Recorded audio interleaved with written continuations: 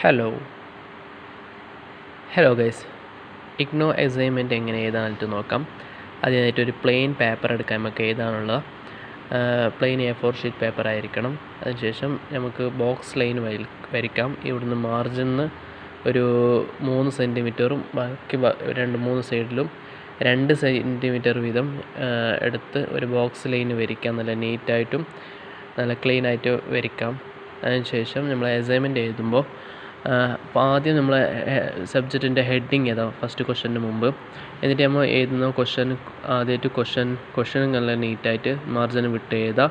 Answer എന്ന് എഴുതിയിട്ട് നല്ല ഇൻട്രൊഡക്ഷനും എഴുതിയിട്ട് നമ്മൾ ആൻസറുകൾ എഴുതി കൊണ്ടുപോകാം. ഹെഡിങ്ങൊക്കെ നല്ല രീതിയിൽ എഴുതണം. പിന്നെ എഴുതുമ്പോൾ നമ്മൾ ഓരോ പേജിനും നല്ല പേജ് നമ്പർ ഇട്ട് കൊടുക്കണം. പേജ് നമ്പറും പിന്നെ നമ്മൾ ഹാൻഡ് റൈറ്റും നല്ല നീറ്റും ക്ലീൻനെസ്സും ഗുഡ് ഹാൻഡ് റൈറ്റിംഗ് ആയിരിക്കും. അതായത് നിങ്ങൾക്ക് നല്ല മാർക്ക് സ്കോർ ചെയ്യാൻ പറ്റും.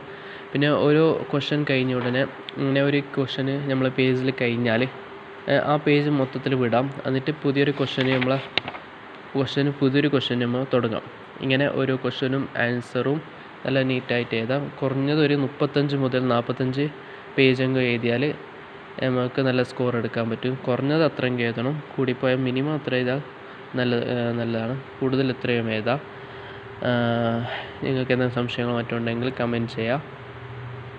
Thank you for the watching.